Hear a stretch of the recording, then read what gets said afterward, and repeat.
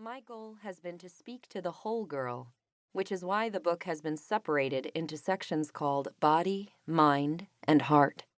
The values and lessons discussed in the following pages address all parts of a girl's life.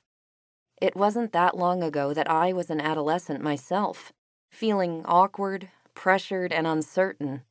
I still feel that way plenty of times. I hope that by sharing my story and the lessons I've learned, I can encourage and inspire others to dream and believe.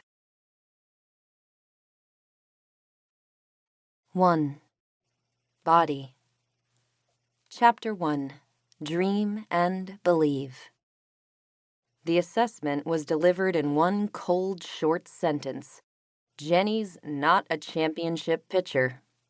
With that, my softball coach slammed the door on my dreams, on my self-image, on my future.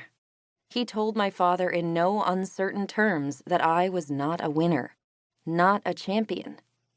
I was 12 years old. That could have been the end of my story right there. It would make for a very short book, a pamphlet really, titled Not a Champion by Jennie Finch. That's what would have happened if I allowed someone else to define me, if I accepted someone else's limits on myself, if I let another person tell me who I was rather than listen to my own dreams. Instead, I chose to believe in myself. Falling in love with sports. My father, Doug, believed in me too. He had seen me fall in love with the game of softball, growing and learning, eager for bigger challenges. He had seen me battle as hard as any boy. And with 2 older sons, he had worked with plenty of boys and young men.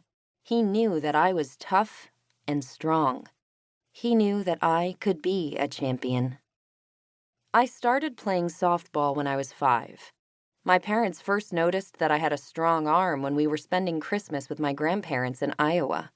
A California kid, I was thrilled by the snow. I packed a snowball and tossed it so far that no one saw where it landed. Mom and Dad looked at each other. How did their little girl get such an arm? Whether it was heaving snowballs or softballs, I loved to throw and catch. In our family, we were avid fans of the Los Angeles Dodgers, who played not far from our home in La Mirada, California.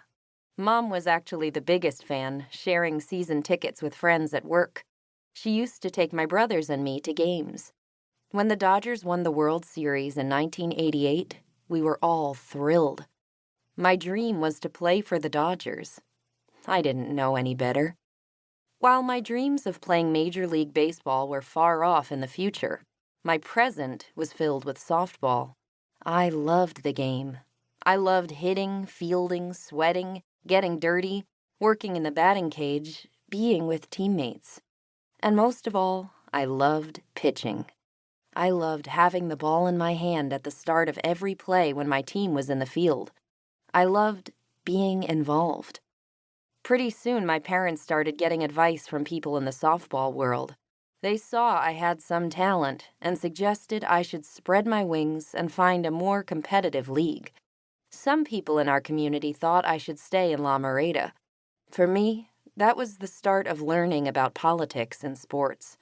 My parents wanted to do what was best for me, and they were teaching me that I should strive to be the best I can be. But sometimes that means going against what everyone else is doing. Eventually, I joined a powerhouse travel ball team called the Firecrackers. It was such a big deal to make that team, and they had invited me for a tryout. They wanted me. I was so proud.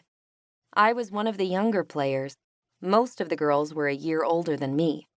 They were physically more mature than I was, and they had all played together for a few years. I felt naive and intimidated, like an outsider trying to break into their little clique. I worked hard to overcome my shyness and tried to make friends with my new teammates and fit into this dominating team. But every time my turn would come up to pitch in a tournament championship game, the coach always found an excuse not to pitch me. Over and over again, he'd pitch his daughter or some other girl, but never me. Finally.